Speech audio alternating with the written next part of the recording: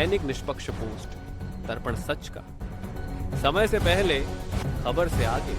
नमस्कार, आप देख रहे हैं दैनिक निष्पक्ष पोस्ट का डिजिटल वर्जन, जहां खबरें होती हैं साफ, सटीक और निष्पक्ष।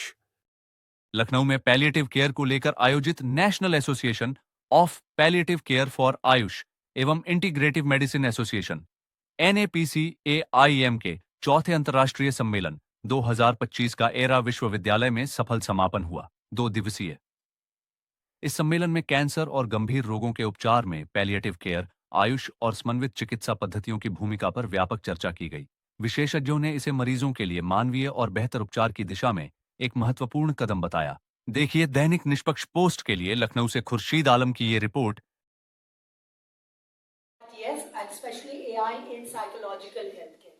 Me being a psychologist, I'm not too much in favor of that because it leads to too much of dependency, which is also leads to alienation and loneliness in the long run. पर जहाँ पर कोई नहीं है हमारे साथ और हमको बहुत जरूरत है यहाँ पे एरा के स्टूडेंट नहीं है, आप उस कम्युनिटी में आप लोगों को अप्रोच करेंगे, come and sensitise. Now you are doing the work of what? Non-government organization. सरकार तो नहीं कर पाएगी। तो आप जहाँ पे other than your professional activities जो कर रहे हैं, साइड आपको थोड़ा सा इंट्रोड्यूस कर दीजिए पूरा। नमस्कार, I am Dr. Lingegoda, President of National Association of Palliative Care for Ayush and Integrative Medicine, and currently the Vice Chancellor of Siddhartha University in Tumkur in Karnataka. Sir कैसे मतलब चीज़ों को एक्सप्लेन करेंगे जो यहाँ पे कार्यक्रम हुआ है और ये कार्यक्रम का मकसद है और जो इसके फ़ायदे हैं, बेनिफिट्स है कार्यक्रम के माध्यम से लोगों को पहुँचाने के लिए, तो कैसे पहुँचाएंगे लोगों के बीच में? In fact, I must say that palliative care was in infant stage 4 decades back, and few people from UK, especially Dr. Robert Wycross, being a doctor, Jilly Bunn was a nurse, they are the ones who brought palliative care. And even now, the very sorry state in the entire country is hardly 2 or 3% of the needy people are getting good palliative care. And in country like India, where 70 to 80% of the people come in advanced stage of cancer, and even for other chronic diseases, everybody needs palliative care. But majority of the corporate hospitals are not tuned to take this specialty as a major specialty because there is no money. This is a service-oriented specialty. So what we always say that when our own kith and kin, when our own family members are dying with any chronic disorders, they need palliative care. Everybody should die with dignity. That's what we always say that. But unfortunately, nobody is giving importance to get trained, and few centers have started MD courses in palliative medicine, and I'm happy that we have come from different parts of the country from NAPCAM to train the people in this ERA University along with the Cancer Aid Society. It's a good response. This 2 days international conference, what we are having it in Lucknow, I'm sure it has made a significant impact among both nurses and doctors here in Lucknow. Sir अच्छा क्या लगता है कि जो फार्मास company है, दवाई बनाने वाली फार्मास कंपनी, वो इसको सपोर्ट करेंगी? See here in palliative care, unlike other field, we don't use much drugs. We always say that palliative care is low tech and high touch. We don't use expensive drugs. The moment you say cancer, you must be observing that we use expensive chemotherapy drugs when it is in the curable stage. But we are talking about palliative care when we are taking care of the patient in the last stage of cancer, last stage of the life, where the cost is not important and only care is important. When there is no cure, the palliative care rolls upper chunk. And palliative care is not for the end stage. The day patient is diagnosed with cancer. In fact, I have worked in cancer hospital in Bangalore for 30 years. I have seen what suffering it is. And unlike other specialities, we don't give much importance for the drugs. And the painkillers, what we use in the last stage of any chronic disorders are very, very low-cost drugs. As I said, we try to give more importance for care than cure. ठीक, thank you. परिचय दीजिए। और मैं cancer add society में director general. Sir, कल भी conference का starting था, आज ये प्रेस कॉन्फ्रेंस का समापन है। आज के समापन के दिन क्या कुछ कार्यक्रम की कड़ियाँ रही हैं, शुरुआत से बताएं।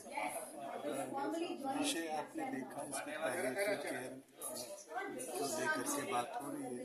इसको हिंदी में लोग उपशामक चिकित्सा बोलते हैं। और जो हमारे यहाँ विभिन्न पद्धतियाँ हैं, जैसे एलोपैथी है, आयुष है, जिसमें कि आप सभी जानते हैं आयुर्वेदा, यूनानी, सारी पद्धतियाँ हैं। होता क्या है, जो पैलिएटिव केयर जिनको चाहिए या उपशामक चिकित्सा जिनको चाहिए, वो अलग अलग पद्धतियों में जाते तो हैं, लेकिन उन आपस में उनकी कोई बहुत सामंजस्य नहीं दिखता। तो ये एक प्रयास किया जा रहा है कि जिससे जो हमारे यहाँ की जो चिकित्सा पद्धतियाँ हैं, उनका सबका एक एकीकरण करके, और जो लाभ जो रोगी है, जो इस स्थिति में है जिसको उपशामक चिकित्सा चाहिए, उसको सारी पद्धतियों का लाभ कैसे मिले, इसको लेकर के ये वर्कशॉप ऑर्गेनाइज की गई, जिसमें आपने देखा पूरे देश के जो पैलिएटिव केयर पर काम करने वाले, वो सभी पद्धतियों के चिकित्सक और उनसे जुड़े हुए लोग यहाँ पर उपस्थित थे। और उन्होंने जो यहाँ की जो नर्सिंग स्टाफ है, उसको इस उपशामक चिकित्सा को लेकर के उनको क्या क्या सेंसिटिविटी चाहिए, क्या समझना चाहिए, उसको लेकर एक गहन उनके साथ चर्चा चली है।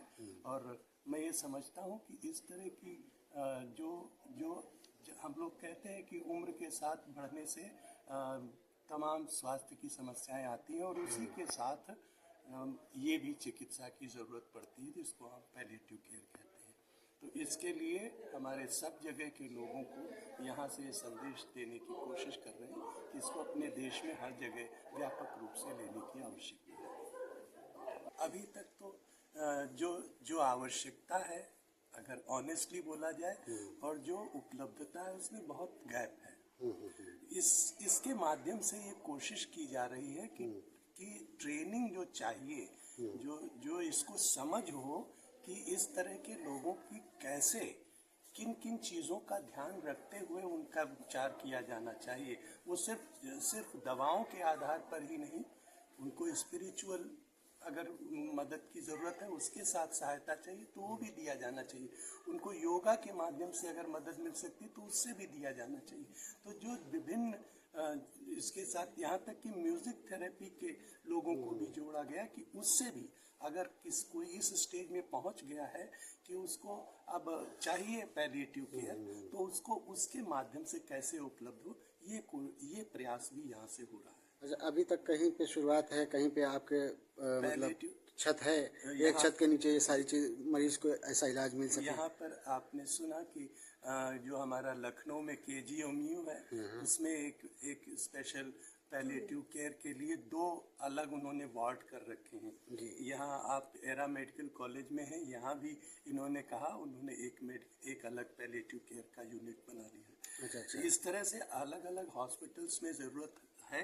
और मैंने पहले भी बोला कि ओल्ड एज होम्स में भी मैंने देखा है कि पैलिएटिव केयर सेंटर्स बनाए जा रहे हैं, क्योंकि वहाँ ज़्यादा ज़रूरत है। तो ज़रूरत, मैंने पहले भी कहा कि ज़रूरत बहुत है, लेकिन अभी उपलब्धता कम है, और ज़रूरत के लोगों को भी जैसे इसकी आगे लाने की ज़रूरत है। सर, क्या लगता है कितने लोग जागरूक हैं, या मतलब प्रयास है जागरूक करने का? अभी अगर आप 100 लोगों से पूछें कि वो उपशामक चिकित्सा के बारे में जानते हैं, तो मुझे लगता है कि 90 लोग ऑनेस्टली कहेंगे कि नहीं जानते हैं। तो अभी इसका प्रचार प्रसार जरूरी है, क्योंकि ये ज़रूरत है हमारे यहाँ की। अब हमारे यहाँ जो संयुक्त परिवार व्यवस्था होती थी, घर में सब कुछ मिल जाता था, अब वो नहीं है।